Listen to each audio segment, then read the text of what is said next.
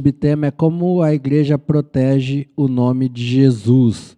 Então faz parte aí dos livros das 9 marcas de Construindo Igreja Saudável. Nós estamos falando nesse tema, não sei nem se os irmãos ainda lembram do que já falamos, né? Porque faz um tempinho já que eu dei o último estudo. E hoje vamos retornar.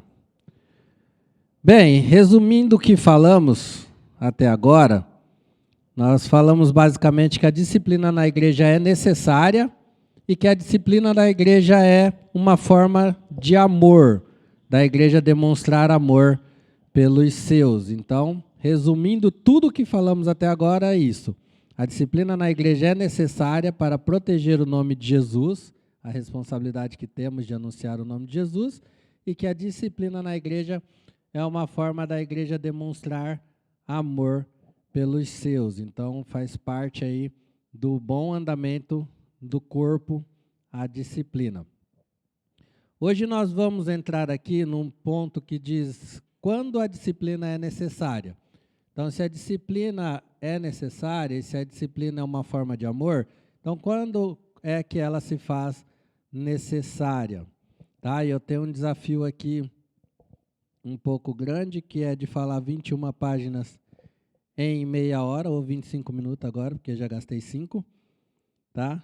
Mas isso não é culpa do Tiago, que ele perguntou se eu precisava de mais tempo, eu falei que eu me virava nos 30 e agora eu acho que eu estou arrependido. Mas vai dar tempo. Pois bem, quando a disciplina é necessária, o discípulo cristão é aquele que segue a Jesus Cristo, certo? O discípulo é aquele que segue o seu mestre, o nosso mestre é Jesus Cristo. Então, o discípulo cristão é aquele que segue a Jesus Cristo. E o discipulado na igreja local requer que cada membro ajude o outro a seguir Jesus Cristo. Então, quando nós falamos de discípulo, nós lembramos que o discípulo é aquele que segue o seu mestre. E quando nós ampliamos isso, falamos do discipulado como igreja, requer que cada membro, cada um de nós, tenhamos a responsabilidade de ajudar o nosso irmão nessa caminhada de seguir a Jesus, de ser parecido com o nosso mestre, de viver aquilo que ele ensinou. Então, a responsabilidade de cada um é ajudar o outro a seguir a Jesus por meio do quê? Da formação, do ensino, né? De caminharmos juntos, de observarmos a Escritura, mas também da correção, de olharmos e cuidarmos um das vidas dos outros dia após dia nessa caminhada. Ô Tiago, eu vou ter que mudar de lugar aqui, não sei se por causa que o reflexo também não.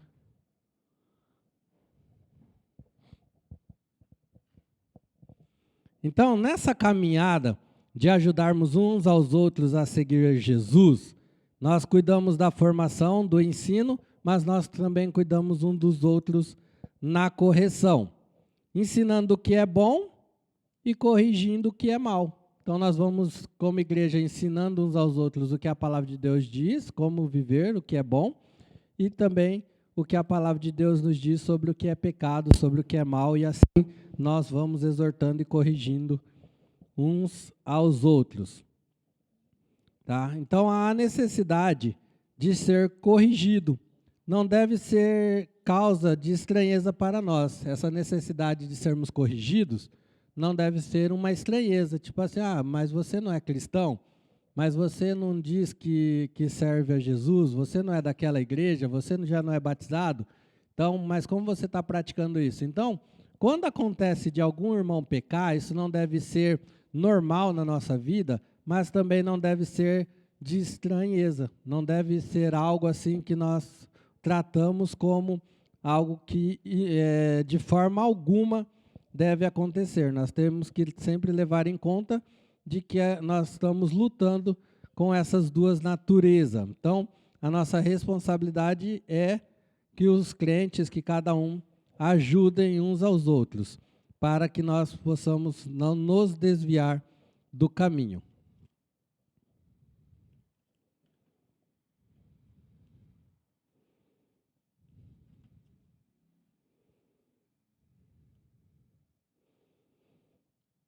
Nesse sentido, talvez haja várias áreas da nossa vida que não estão em sintonia com Jesus. Então, por mais que nós vamos caminhando nessa vida, nós temos sempre que lembrar de Filipenses 1,6, que aquele que começou a boa obra, ele vai aperfeiçoando.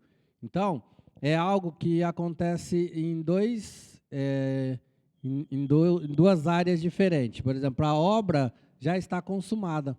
Nós já estamos aí com a garantia e a certeza pela palavra de Deus que o sacrifício de Jesus foi perfeito. Esse sacrifício aceito nos garante a salvação, garante-nos que através somente de Jesus, do seu sangue, que nós estaremos lá no céu com ele. Mas isso ainda lá no céu está perfeito, está certo. Mas aqui ainda é algo que vai dia após dia, tem um tempo e vai se concretizando até a volta de Jesus, né? Até o momento em que ele aí sim colocará todos os inimigos debaixo dos seus pés e estabelecerá para sempre o seu reino. E aí sim, de forma perfeita, nós teremos um corpo glorificado, longe da presença do pecado. Então, isso vai acontecendo. Então, nesse sentido dessa caminhada chamada de santificação, de santidade, de busca pela santidade na nossa vida, né, o tempo presente da nossa salvação, o tempo em que aquele espaço entre o momento em que nos convertemos, em que somos chamados e tornados santos pelo sangue de Jesus, mas esse santo passa por dia após dia uma busca por santificação, por ser cada vez mais parecido com Jesus nessa obra, nesse testemunho terreno aqui. Então, isso deve ser algo que nós, por vezes, nós olhamos para a nossa vida e falamos assim, tem algo que ainda não está em sintonia com a vida de Jesus. Então, eu preciso aperfeiçoar, eu preciso buscar melhora nessa área. Então, para que essa caminhada se torne mais fácil, para que essa caminhada se torne mais possível de ser alcançada, a ponto de nós buscarmos as palavras de Jesus que diz, sede perfeito como é perfeito o meu Pai que está no céu, ou buscar, como Paulo diz, a estatura de varão perfeito, isso deve ser, apesar de nós sabermos que isso vai acontecer quando Jesus voltar, mas deve ser uma mentalidade nossa no dia a dia, na nossa busca diária. Não somente, só vou ser perfeito quando Jesus voltar, ou somente quando eu for glorificado, né, que é a mesma coisa, mas então eu vou vivendo aí de qualquer jeito. Não, a busca por santidade, a busca por viver uma vida perfeita deve ser dia após dia, para que essa busca se torne mais fácil, para que essa caminhada se torne mais fácil, assim como nós falamos na frase inicial aqui, que o discipulado como igreja, nós devemos buscar uns aos outros, nos ajudando e ensinando através da formação e da correção, é necessário que nós começamos a abrir as nossas vidas para outros membros da igreja. Assim, eles podem nos ajudar a enxergar o que não conseguimos ver de imediato a nosso respeito.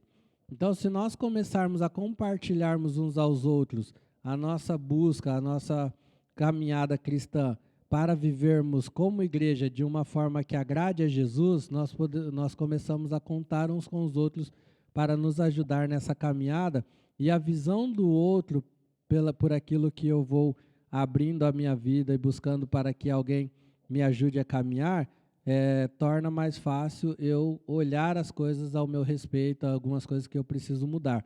Porque é bem mais fácil eu ter uma análise daqueles que estão observando a minha vida, né? E aqui nós estamos tratando de cristãos, de igreja. É claro que você não vai estar com uma visão das pessoas que olham para a sua vida para cuidar dela de forma de fofoca ou de algo para denegrir a sua imagem, mas de te ajudar na caminhada, é disso que estamos tratando.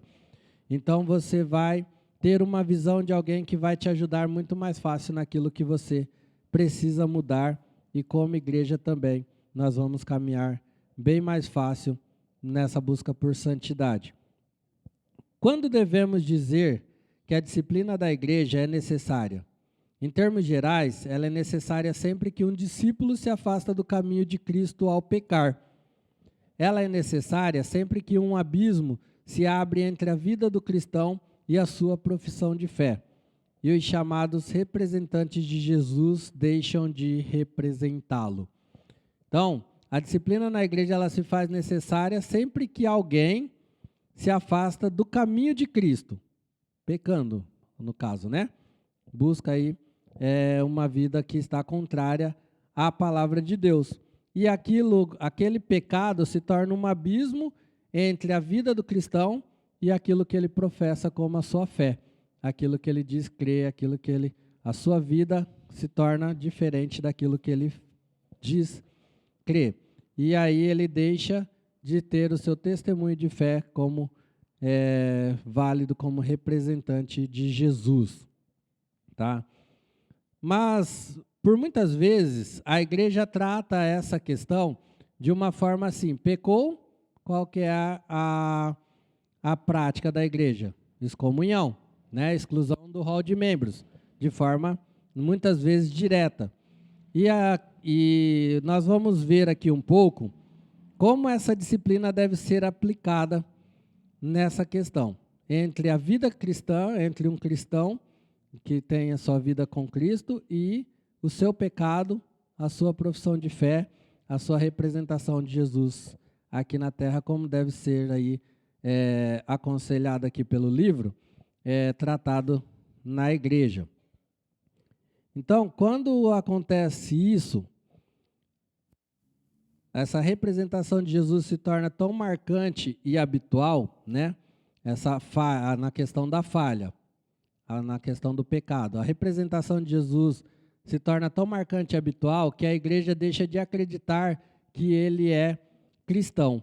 Então, não é um simples pecado, é um pecado que a igreja olha para a vida da pessoa e aí deixa de acreditar que aquela pessoa é cristã.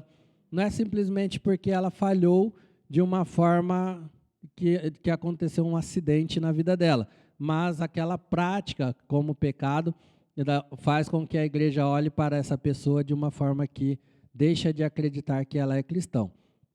A igreja deve, então, revogar sua confirmação da profissão de fé dessa pessoa.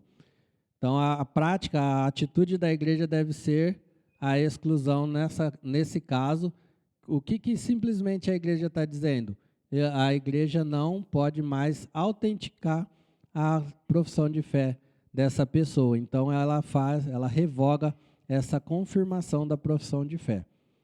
Ela não é orientada por lista de pecados aos quais a disciplina seria aplicável, mas pela questão única de a igreja poder ou não continuar confirmando publicamente e a credibilidade da confissão de fé dessa pessoa. Então, a igreja não julga qual pecado que a pessoa praticou ou por uma lista de pecados, né?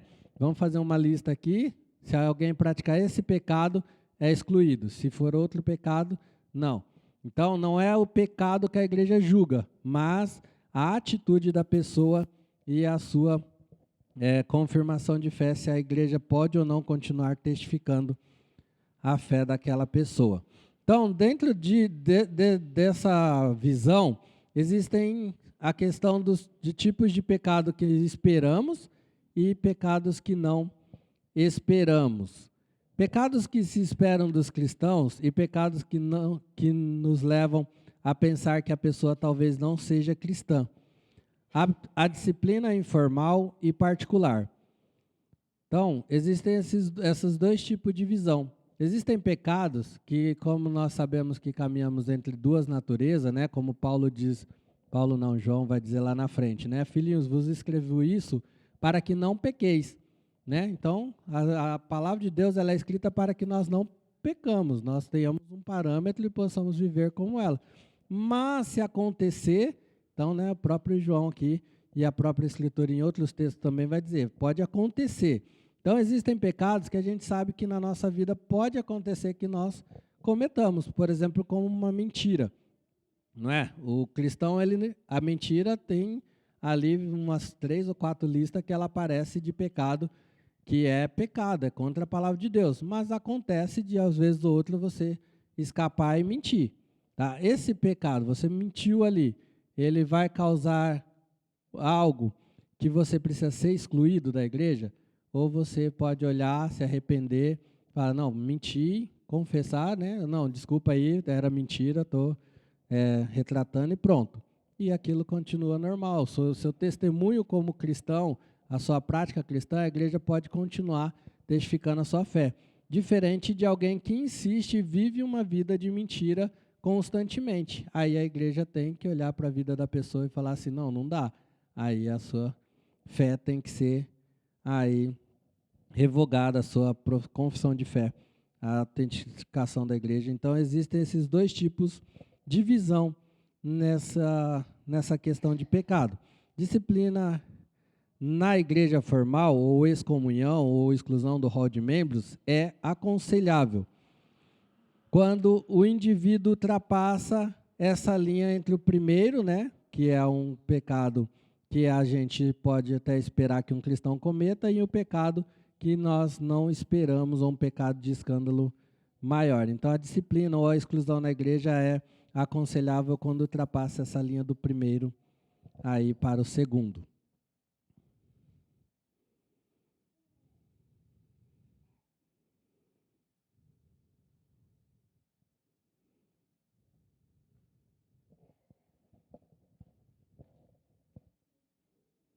Então, nós acreditamos que o cristão, ele que é dirigido pelo Espírito Santo, ele não permanece por muito tempo na prática do pecado. Então, se ele peca, o Espírito Santo o convence daquele pecado e ele rapidamente já vai e confessa o seu pecado. Nós temos um exemplo muito claro disso com Davi, né? Num pecado bem ali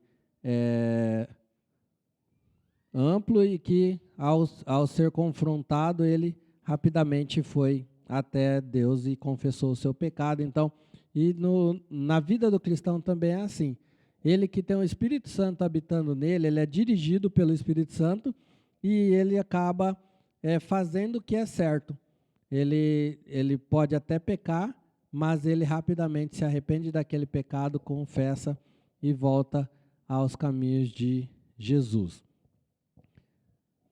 Então, quando o cristão não tem isso visível na sua vida, ou não há indícios de que ele esteja sendo incomodado pelo Espírito, senão o incômodo por ter sido descoberto, então, aí sim, essa disciplina deve ser aplicada. Então, quando a igreja olha para a vida do cristão e vê que não há indícios de que ele está sendo incomodado pelo aquele pecado, a não ser pelo incômodo dele ter sido descoberto, aí a disciplina também deve ser aplicada. Todo pecado é errado, todo pecado deturpa a imagem de Jesus, mas há certos pecados ou hábitos pecaminosos que levam toda a assembleia de pessoas, ou seja, a igreja, a perder a confiança na confissão de fé de alguém. Por alguma razão, a igreja não consegue mais acreditar nessas palavras, ou seja, por mais que a pessoa diz assim que, eu me arrependi, por alguma razão ou pela própria vida, né, da pessoa, a igreja não consegue acreditar nessas palavras e aí deve ser levado a uma análise de exclusão, pois a vida por trás delas é contraditória demais, ou seja, a vida por trás das palavras da pessoa é contraditória. Ela toma o passaporte do indivíduo, a igreja, né? A igreja toma o passaporte do indivíduo e declara que ele não pode mais chancelar formalmente a cidadania dele no reino de Cristo. Então, lembrando aqui que nós não estamos falando de julgar se a pessoa é salva ou não, tá? Porque isso aí, nós temos uma questão importantíssima, que é Deus quem conhece realmente o coração de cada um.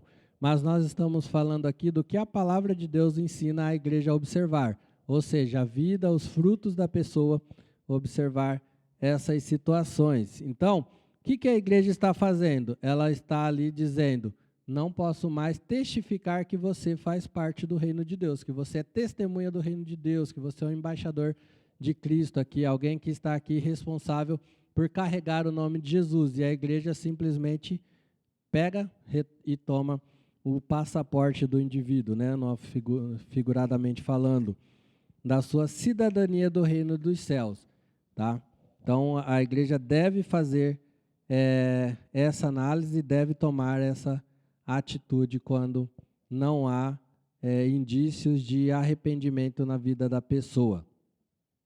Existe uma questão essencial aí, que é, quando nós vamos analisar isso, nós precisamos observar numa situação de um olhar pastoral e situacional. Então, olhar o cuidado na vida da pessoa e olhar a situação do que tem acontecido, tá? Duas pessoas podem cometer o mesmo pecado.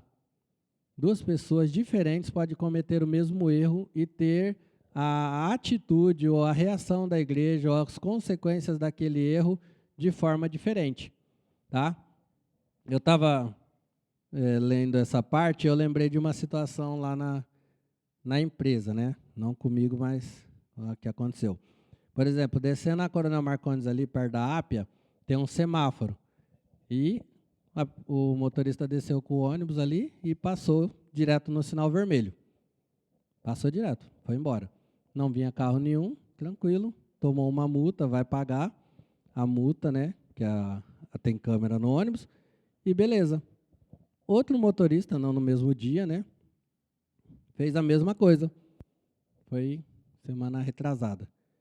Desceu ali também, sinal fechou, passou direto, só que para a infelicidade dele vinha descendo uma BMW sem placa e ele acertou a BMW.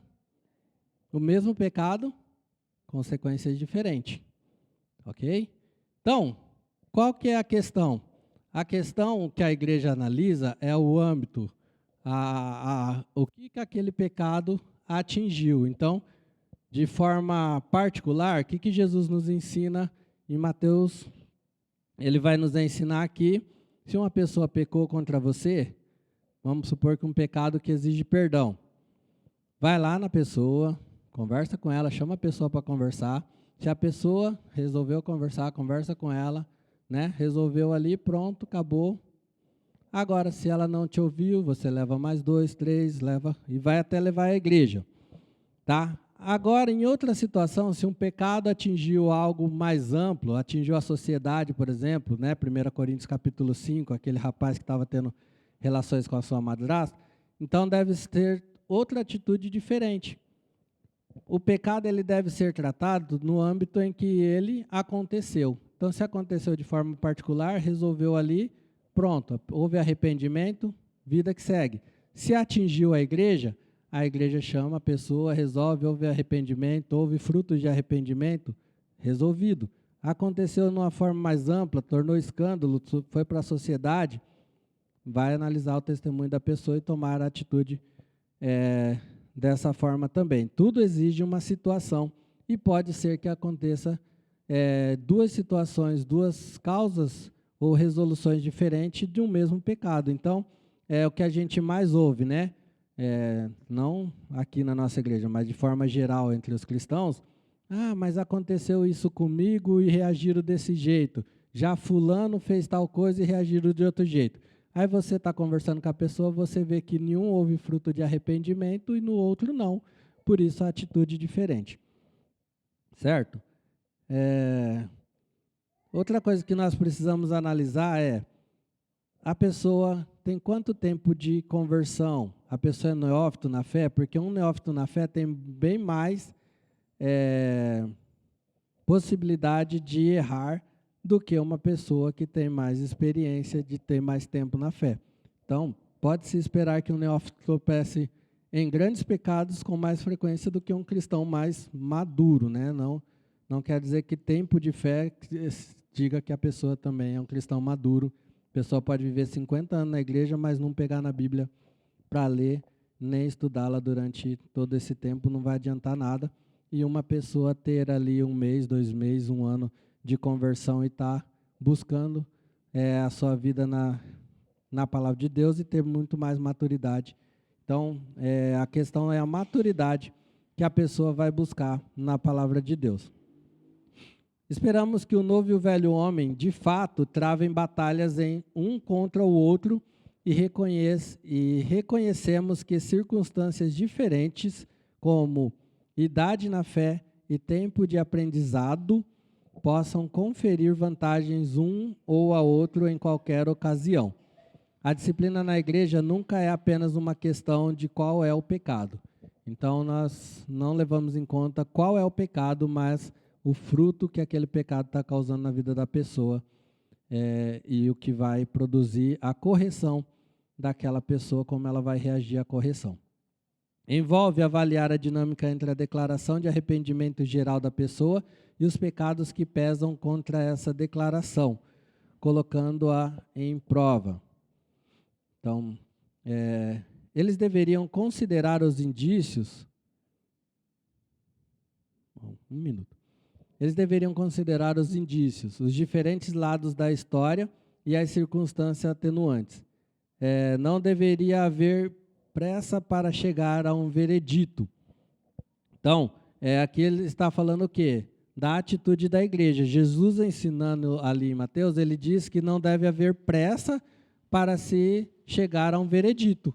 Deve se analisar, deve ser conversado com a pessoa, ver como aquela pessoa vai reagir e aí tomar os outros passos, mas sem pressa. Não, pecou, já vamos, nós temos que resolver isso rápido e pronto. É uma situação diferente o que Paulo faz lá em Corinto, tá? Depois o livro, em outra situação, nós vamos falar desse texto, mas é uma situação diferente quando Paulo já dá o veredito. Ele escreve à igreja falando assim, expulsem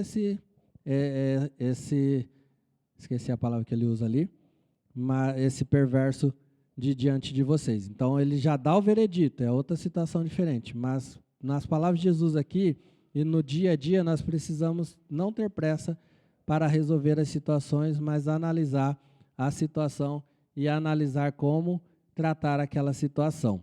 Lembrando aqui do início do que nós falamos, que o que principalmente precisa ser analisado é como cada um de nós e como a igreja tem discipulado os seus membros.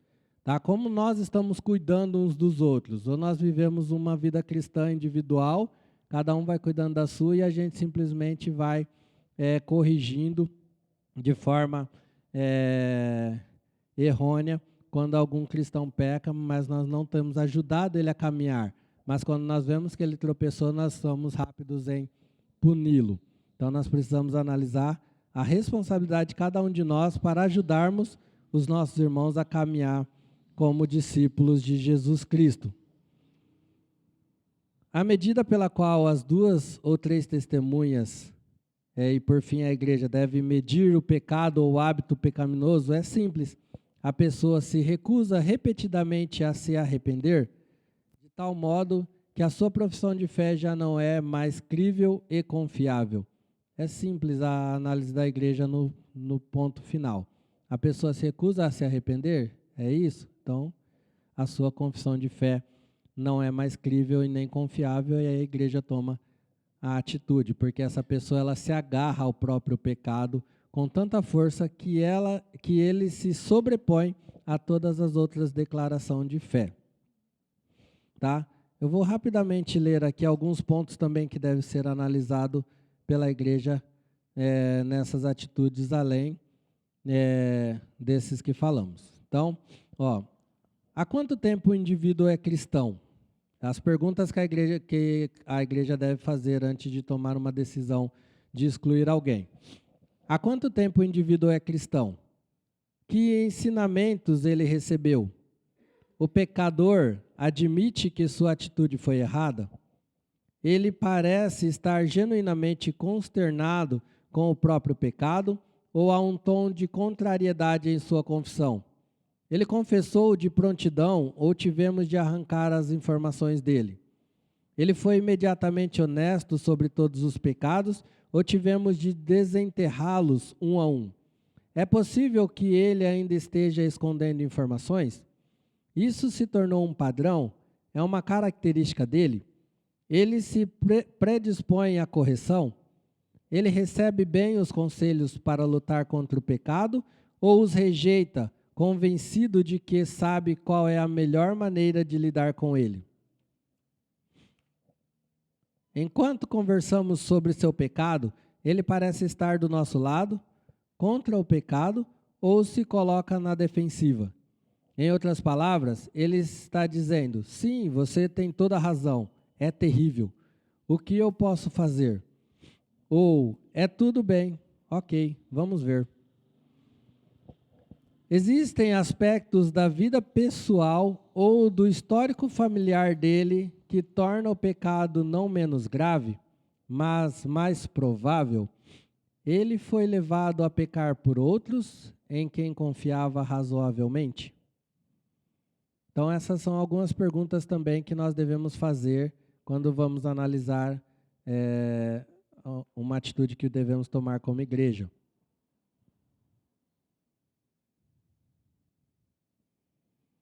Então, vou parar por aqui, tá? Porque senão eu vou até as 10h30. E nós vamos, assim, buscando cada vez mais entender qual a nossa responsabilidade como igreja. Como estamos cuidando dos nossos? Porque é importante que nós devemos nos preocupar na disciplina na igreja. Em disciplinar, em a igreja ter a sua posição, ter sua firmeza, mas também o mais importante é sabermos e tomar uma postura de discipulado. Como estamos discipulando os nossos membros, como estamos cuidando uns dos outros, como estamos assumindo esse papel. Tá? Recentemente, uma pessoa que era membro da igreja, agora está querendo retornar, a gente conversando na mesa lá, ela disse assim, na época, quando eu pequei, quando eu errei, né, eu estava me desviando, e aí eu fui excluída da igreja, né? Pediram para mim escrever uma carta, sair, deixei de ser membro. Mas agora eu quero voltar. E para mim voltar, simplesmente eu vou ir lá na frente e vou pedir perdão, ou vou pedir para voltar, e a igreja vai falar sim ou não. E aí eu vou continuar participando da igreja. A pessoa estava falando isso para mim. Tá? E aí, ninguém vai me discipular. Os erros que eu cometi, pedi para sair, fiquei um tempo vivendo do jeito que eu quis, agora eu peço para voltar e continuo sendo membro da igreja normal. E isso acontece diariamente nas nossas igrejas, certo? Então, como nós vamos tratar isso? Como que as pessoas vão voltar e talvez ela esteja com as feridas do que ela cometeu, e aí nós simplesmente volta para o banco, participa da igreja ou voltou a ser membro, assume cargo, assume liderança, mas a pessoa não foi disciplinada, não foi discipulada. Então, disciplina na igreja, ela é uma forma de amor. Então, quando Paulo ele escreve lá para que a igreja exclua aquele rapaz, entregue ele a Satanás, é uma forma que Paulo está falando para a igreja demonstrar amor por aquela pessoa, e nós vamos ver lá em 2 Coríntios que provavelmente, quando ele está dizendo que a pessoa retornou e está na comunhão, provavelmente está se tratando daquele rapaz, ou seja, ela teve uma época que a igreja cuidou dele, deixou ele de lado, mas cuidou dele a ponto dele retornar à comunhão, sabendo por que ele estava ali agora. E assim deve ser a atitude da igreja.